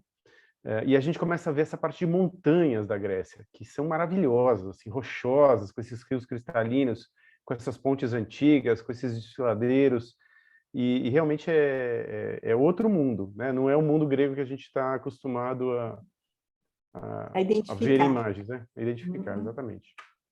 E aí a nossa extensão em Kefalônia. Conta um pouco da Kefalônia. A gente nunca foi, né? Não, então, é aí que eu me calo, porque realmente em Kefalônia nós estivemos no Mar Jônico, nós estivemos em Zakynthos, lembra? Que é a coisa mais linda do mundo, né? E Kefalônia é a primeira vez, porque a ideia, dizem que é belíssima essa ilha, e a ideia é que, estando... olha, alguém perguntou, né, o nome da gruta, é Gruta Corícia. A Lê escreve aí no chat, a Lê Corícia. Sim, tá? Pode deixar. Então, porque as ilhas do Mar Jônico, diferente das ilhas do Mar Egeu, geralmente os brasileiros, como destino, priorizam o Mar Egeu, com Mykonos, Santorini, Creta, Rhodes, Patmos, ali é bem um roteiro jamais conhecido. E as ilhas do Mar Jônico são pouco, a gente encontra muito europeus e poucos brasileiros.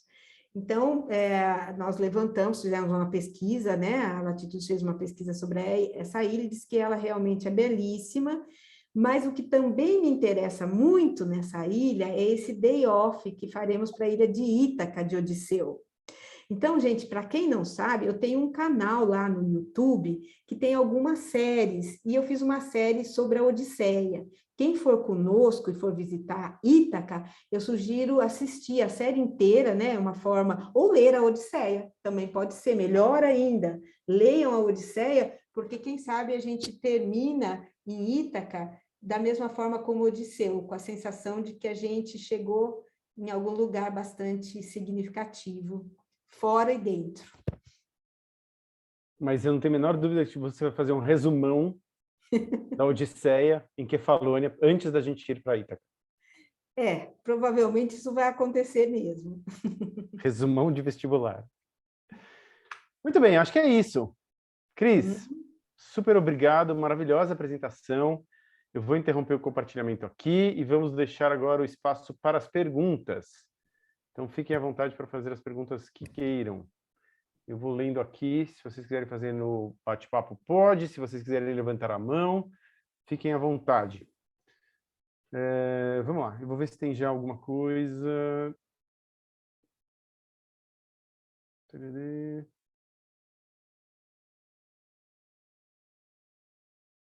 Tem um comentário da Dalva aqui interessante. Ela fala o seguinte: grata pelo convite, pela aula, trazer esse chá da tarde em tão pouco tempo, essa maravilhosa visão real do divino e do humano que Sócrates se empenhou em transmitir para nós. Olha que bacana. Obrigado, Dalva. Obrigada. Sempre ótimas as exposições, incríveis. A Marley comentou sobre a mão de Sócrates na pintura, com o dedo em riste, apontando para o alto, que é bem significativo. É como se ele tivesse no momento derradeiro, dizendo que, coisas que ele diz na Apologia, né? Que uma vida sem reflexão é indigna de ser vivida por um homem, ou que ele ia sempre, enquanto respirasse, lembrar a todos e a cada um de vocês que não devemos cuidar nem de riquezas, nem de posses, nem de poder, mais e antes do que da própria alma. Parece que ele está, né, concentrando nessa imagem viril, essa ideia. Legal. A Maria Cristina Biancheri, pergunta que época vaso? Preciso entender melhor isso. Maria Cristina, cadê você? Preciso da sua ajuda aqui. Aqui, peraí. Ativar o som. Não. Que época estão pensando ir? Que época vão? Estava no espanhol, meu coisa, aí mudou. Não te preocupes, Maria Cristina, estamos todos unidos acá. Essa viagem é em junho. Junho do ano que vem, na metade de junho. Eu vou colocar o link depois no final, eu coloco aqui o link da viagem. Tá? Muito bem. A Rosa Maria também perguntou a mesma coisa quando será a viagem, então junho. A Laura também. Marilene, já vou colocar. Vou colocar o link. Quantos dias? São 2 semanas de viagem que nós fazemos normalmente, mais 3 ou 4 dias de... Na verdade, dá 18 dias, eu acho que tudo, né? Com a extensão. Nossa, Lê, sabe que eu não contei isso? Mas eu também não. Agora eu vou ter que pegar aqui. Peraí, eu já vou pegar o link aqui, eu já coloco aqui no chat.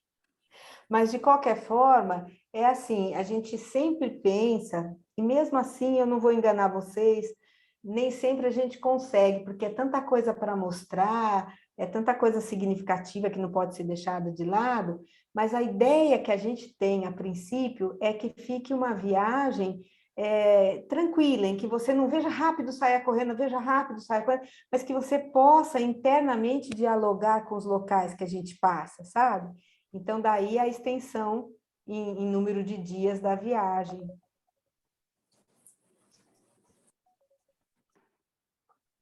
Olha, eu acabei de ver aqui, só estou colocando o link da viagem.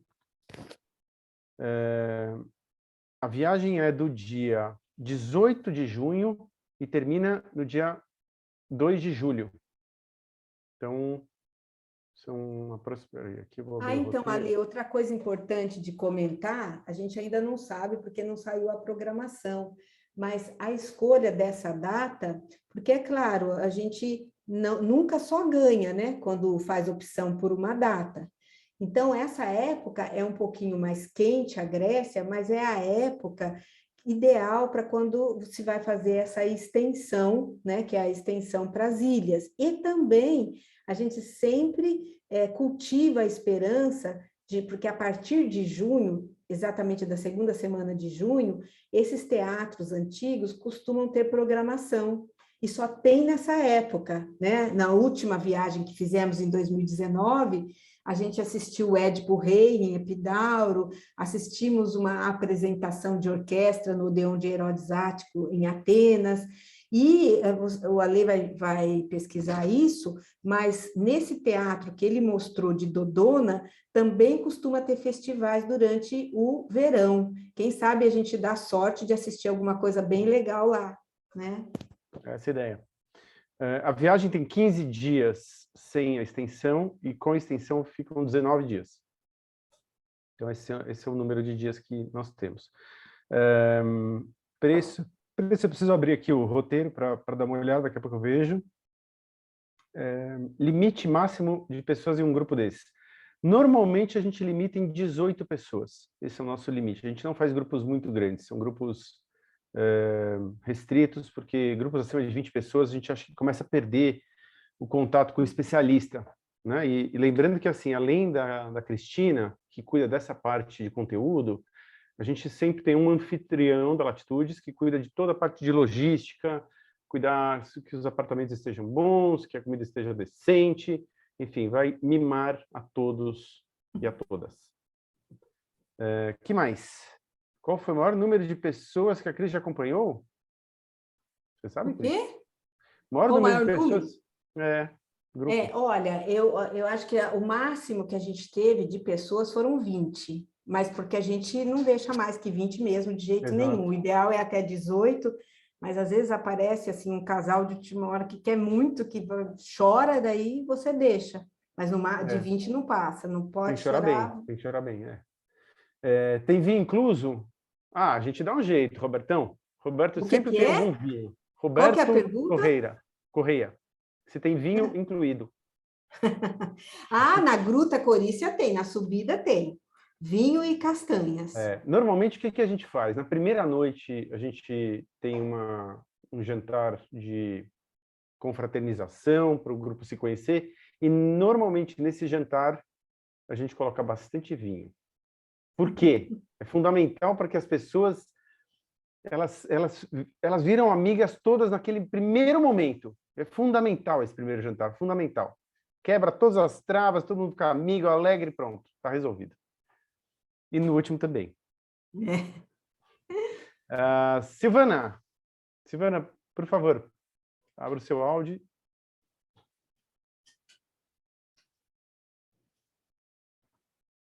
Vê se você consegue abrir agora, Silvana.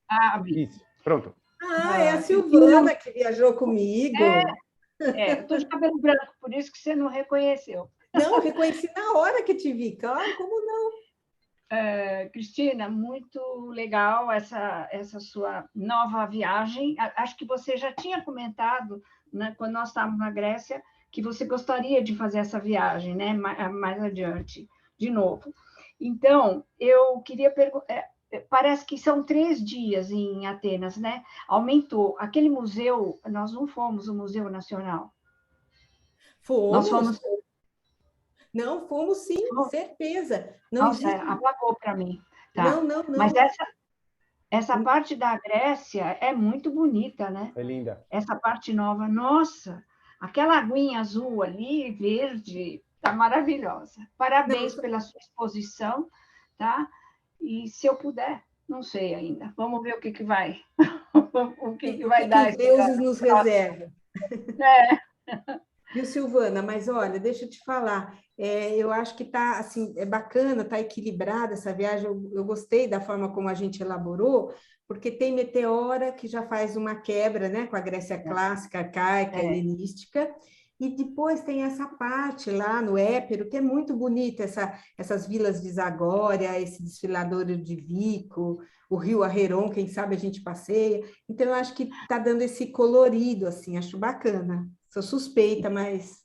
E seria ótimo se tivesse um teatro, né? Então, Porque aí nós eu, já... Alexandre, que tem que levantar para ver se vai ter esse teatro aí. Vamos ver se a gente consegue. Normalmente, os teatros, eles costumam ser apresentados em pleno verão. Em julho, agosto, normalmente é essa época. E no finalzinho de tarde, porque senão é muito quente, né? Mas a gente não gosta muito de pegar esse verãozão, porque é muito cheio. A Grécia fica muito cheia. E aí fica difícil também com a questão dos hotéis e tudo isso. Então, a gente está pegando o mais próximo possível sem entrar no grande verão. Exatamente. Exatamente. Muito obrigada. Obrigada, Silvana. E, bom, o Roberto já falou que vai, já que tem vinho, vai, então tá ótimo. Estamos te esperando, Roberto. Primeira taça é por conta da Cristina, pode ficar tranquilo. A Mariana pergunta, pode ir com quantos anos? Olha, desde que tem interesse nesses temas, a partir dos 12 anos, acho que já, se gostar dos temas todos, tranquilamente, sem problema nenhum. Tem que lembrar que não é uma viagem para a Grécia comum, né? Quer dizer, a gente não vai, a não ser no final que a gente vai para Kefalônia, mas o normal de ir para a Grécia é pensar nas ilhas, né? Mykonos, Santorini, isso que a Cristina falou. Mas se gostar desses temas, é o lugar. É isso que a gente sempre costuma dizer, eu acho que é importante mesmo, que tem de ir nessa viagem quem tem interesse realmente cultural, porque eu não gosto de ver ninguém triste na Grécia, e se a pessoa vai com um tipo de expectativa de mais festa, ou das ilhas, não é, a viagem é bem isso que nós estamos mostrando, então tem que predominar, tem também coisas lúdicas, vivências muito agradáveis, felizes, mas a pessoa tem que gostar de sítio arqueológico e museu, senão não vale a pena, eu acho. Mas o legal é que os sítios arqueológicos vistos pela lente da Cris, ou, por exemplo, do Emílio que está aqui, que eu também já sei como é que funcionam as viagens dele, ou dos nossos historiadores, né, o Plínio, o Duda, o Saulo, enfim, todos eles fazem com que esses sítios arqueológicos vivam. Isso é que é incrível, assim, eles contando histórias desses sítios arqueológicos, você arrepia, né? Você vibra e parece que está acontecendo ali, na tua frente. Então, deixa de ser aquele amontoado de pedras, aquelas colunas apenas, e vira uma coisa, uma cidade viva. É incrível, incrível. Eu sou suspeito, eu sei. Eu acho que isso se deve, porque é interessante, né? Tem uma coisa, não sei como explicar isso, mas é como se a gente emprestasse a nossa energia vital, nosso sangue, sei lá, para trazer aquilo de volta à vida, sabe? Tem uma coisa assim, porque ali, por isso que as pessoas precisam ser sensíveis, quem faz a opção por uma viagem dessa, porque aquelas ruínas não são só um amontoado de pedra, nunca. Elas ecoam alguma coisa, elas ecoam uma história factual, mas ecoam também elementos da alma de cada um, sabe? Mobiliza, constela. Então, eu sou suspeita, mas eu adoro ruína, gosto muito de ruína. É isso mesmo. O Péricles, nome mais auspicioso que eu vi no chá da tarde de hoje. Diz que essa época da viagem que a gente vai fazer é ótima. Concordo 100%. Olha, Lê, se um Péricles diz isso, quem somos nós para contestá-lo? Somos nada. A Gema já disse, nós já reservamos, isso mesmo. Inclusive, acho que a gente já tem 8 pessoas nessa viagem, das 18 que a gente quer, 8 já estão reservadas aqui. Conceição, que bom que você está por aqui, não sei cadê ela, vai estar aqui. É a Conceição, é a Conceição do Rio Negro, Ale? É a própria. Ai, que legal! Ela vai emprestar às ruínas um patos poético, assim, um patos artístico. Ela vai fazer um quadro lá, e dessa vez eu juro que eu não vou esquecer o quadro dela. Bom, enfim, eu estou devendo essa para ela, estou devendo mesmo. Quem tava falando? Aparecida Simbalista, que estava fazendo assim? Que quer falar? É isso? Pode falar, conte. Abra o seu microfone. Ale, eu estou vendo um Bruno também. Não, eu só queria Cida. acrescentar que a impressão que dá nessas viagens é que as pedras falam com a gente. A gente ouve, a gente tem a sensação de estar vivendo lá dentro. É muito bom mesmo. Era só isso. É que seu olhar é o olhar de quem é partícipe das musas, Cida, viu? É vero. É vero. É vero. Vamos, Cida, vamos de novo, Cida? Ô, Cristina, eu estou aqui em dúvida, porque o meu problema é se eu aguento a caminhada para a gruta, que eu vou adorar conhecer essa gruta. Eu adoro caverna, adoro gruta, adoro. Você sabe disso. Uhum. Mas será que eu aguento a caminhada? Alexandre, o que você acha, meu filho? Agora você já revelou o que você é. Eu acho que você aguenta. Se não aguenta, a gente pega o anfitrião e bota ele para te carregar. Não tem problema nenhum. Eles estão lá para isso. Então, estou no grupo. Pronto. Dessa vez eu vou. Mas se você está prometendo, se eu não aguentar caminhar, alguém me leva. Fala que o Noel Polato vai ser outro dessa vez. Mas a gente vê quem que é. Mariana, vai ser Mariana. Mariana é forte. Mariana vai ser ótimo. Olha, Bruno, o Mariana quer... é grande, hein? Espera aí que o Bruno quer fazer uma pergunta aqui. Bruno, ativa o seu som. Pronto, ativei. Manda. Primeiramente, agradeço muito por esta aula. Eu me senti muito inspirado a ler os Diálogos de Platão, algo que eu devo há muito tempo, porque desde 2013, na Faculdade de Pedagogia, o professor de Filosofia fazia a gente discutir apologia, e eu só li alguns trechos, até hoje eu preciso terminar de ler essa apologia, que eu não li direito. E também eu fiquei muito interessado pela viagem, porque durante a pandemia, agora, eu tive um encontro com os estudos clássicos. Então, além de leituras épicas, além de leitura das obras antigas, estou estudando grego. Nossa, que legal! Eu sempre gostei muito de idiomas. Meu irmão é formado em linguística, então sempre gostei, mas eu estou adorando esse meu momento no mundo clássico. Via online, a pandemia me trouxe isso. E eu até já reparei que tem uma deusa, uma Potínia aí da professora Cristina no fundo. Parece que é uma das... Já reparei que eu gosto muito dessa questão da civilização minoica. E, olha, sinceramente, eu fiquei muito inspirado a participar dessa viagem. Eu só perdi na hora quando é que vai ser. Em junho, Bruno. Junho? Vai ser dia 18 de junho, a saída daqui. E você tem razão, atrás de mim eu tenho as duas réplicas das duas estátuas. Você falou Potínia Teron, né? Senhora das feras, senhora dos animais, que foram encontradas no Palácio de Knossos, em Creta. Nossa, você é bem observadora, é isso mesmo. Obrigado. Então, nossa, eu vou querer muito participar aí dessa viagem. Tô empolgado, tô empolgado. Que bom, bem-vindo. Legal, Bruno. Obrigada, Bruno. Maravilha. Não estou vendo mais perguntas ou estou deixando de ver alguma pergunta? O Roberto perguntou, qual foi a última ida tua para a Grécia, Cris? 2019. Nosso último grupo foi 2019. Na verdade, eu acabei indo, sabe, eu não sei nem... você sabe, eu fui em 2020 sozinha, com meu filho, com um filho meu. E foi assim, no último minuto do último segundo antes da pandemia, porque foi em fevereiro de 2020. E eu gostei muito de ir lá no inverno também. Nunca tinha ido no inverno exatamente, né? Porque não parece um bom momento para levar grupos, mas de repente dá até para mudar de ideia. Não, claro que não dá para fazer esse roteiro que a gente está propondo agora, mas pode ser outro. Legal. Muito bem, se mais alguém tem mais alguma pergunta, fique à vontade, agora é a hora. Se não, vamos encerrando esse chá da tarde maravilhoso com a professora especialista, doutora Cristina Franciscato. Voltamos com você no ano que vem, Cris, com novos cursos e a nossa viagem em junho. Sim, É isso? sim. Ok. Eu estava com saudades também de um chazinho assim, básico. Não foi? Então tá bom. Obrigado a todos e todas. Foi ótimo estar nesse chá com vocês. E fiquem conosco para as próximas apresentações. Ale, obrigado, Cris. Vou abrir também. os microfones aqui.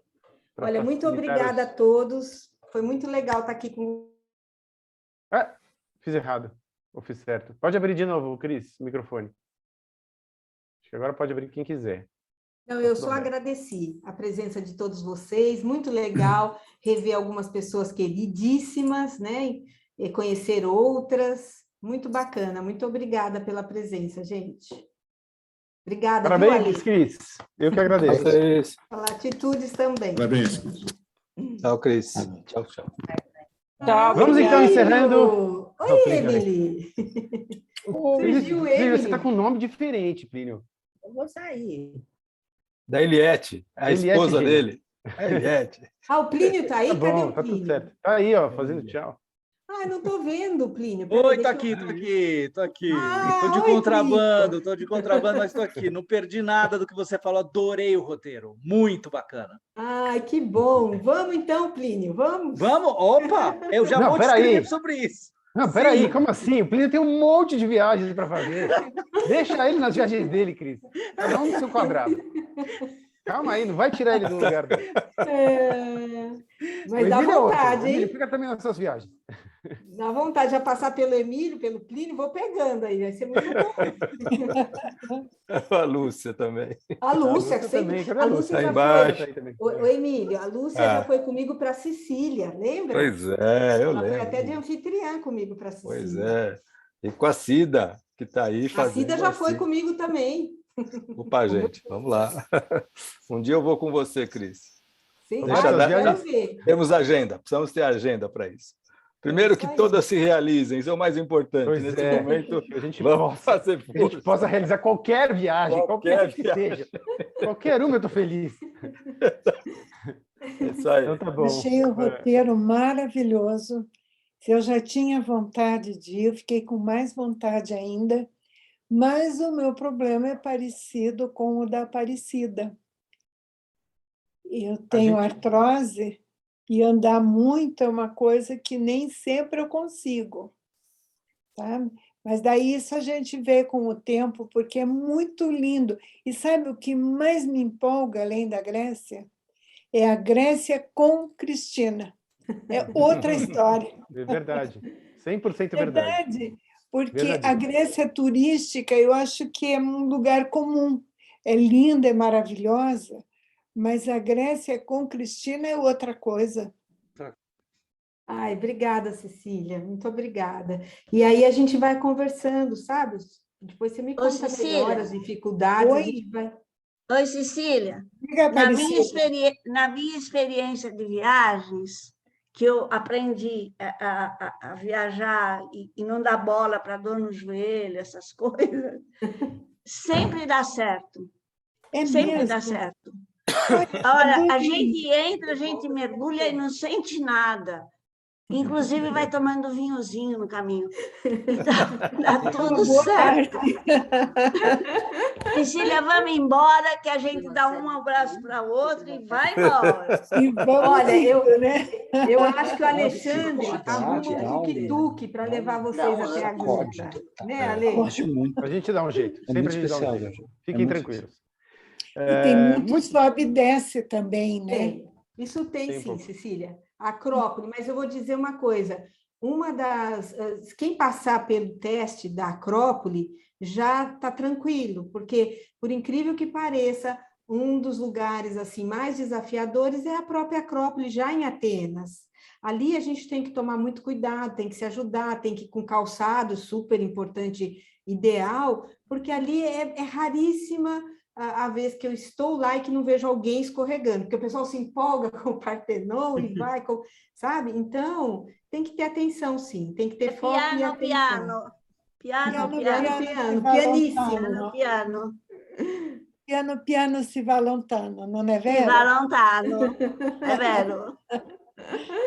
E parliamo italiano anche. Falamos. Bom, vamos sair de lá falando grego também. E os teatros são todos em grego? Ah, bom, esses vão ser em grego. Grego moderno, não antigo. Mas, geralmente, pelo menos o último que a gente assistiu, tinha legenda em inglês, né? Então, não sei, em Dodone eu nunca assisti nada e nunca tive a sorte de assistir alguma coisa em Dodone, não sei bem como é que é, mas acho que dá para se informar, né, Ale? Dá para perguntar. Dá, mas eu acho que, pela experiência do que a gente já viu e que as pessoas nos relatam, mais do que entender a fala, é a vivência do teatro, é muito forte, é extremamente forte. Então, deixa eu contar a experiência na Sicília. Em Taormina, a gente viu Édipo Rei. Eu agora ainda falo um pouco de italiano, mas naquela época eu não falava nada. Eu entendi tudo, porque a gente conhece a história e a gente acompanha, e é lindo demais. Você lembra, Cristina? Lógico. A gente chorava de emoção. Lógico, mas, Cida, você lembra que tem um detalhe também, a gente vê antes qual é a peça, você lembra que eu contei a peça inteirinha para vocês antes de começar? A gente leu durante a noite. A gente comprou e leu Édipo Rei, então a gente acompanhou direitinho, foi muito bom. Não tem erro, não, isso daí a gente dá um jeito, isso não tem problema. E é uma emoção mesmo. Na última viagem, o nosso opcional era para a ilha de Chipre, e a gente teve a sorte de ver em Pafos, no teatro, coisa mais linda do mundo, uma apresentação, e era em esloveno, uma coisa assim, as troianas, mas aí eu contei para todo mundo as troianas, e sabe, é muito impactante, você entra no espírito daquilo que está sendo mostrado, mesmo que não entenda as palavras, e a gente conta o enredo, então fica tranquilo, não tem erro, não. Muito bem. Ótimo. Roberto, sua última pergunta aqui. As viagens do Plínio para o ano que vem? Ixi, são várias. A gente vai... Tudo depende de como vai estar o ano que vem e cada um desses países. Mas a ideia é, desde Tunísia, Malta, Líbano, Irã... Nossa, tem tanta coisa, Plínio. O que mais, Plínio? Ele só está no carnaval pensando nisso. Enfim, todo esse mundo da esse Islã da Ásia Central é a cara do Plínio. E, obviamente, o nosso amicíssimo Emílio vai acompanhar alguma dessas jornadas, com certeza. Vai estar junto, certeza, no Irã. E nas outras, provavelmente, também. Mas o Emílio, além disso, faz Marrocos e faz outras coisas também. Armênia, Geórgia e Azerbaijão. O que mais, Emílio? Uzbequistão, maravilhoso. Vamos ver se sai. Cazaquistão, isso aí. Com casaco, com casaco. Bom, enfim, grandes viagens para o ano que vem. Viagens. É só... Olha, Lê, tem a Mariana está perguntando se tem que saber falar grego. Não, claro que não. Não precisa, senão não iria ninguém nessa viagem, Mariana. Pelo amor de Deus. Falando português está ótimo. Muito bem, acho que é isso aí. Okay. Vamos terminar por aqui. Foi ótimo bate-papo, ótimo chá da tarde. E vamos encerrando, então, em 3. Tchau, Cris. Tchau. Oi, Lúcia. Oi, Lúcia. Cida. Querida. Tchau, tchau. Tchau, tchau para vocês. Tchau, tchau. Tchau, tchau.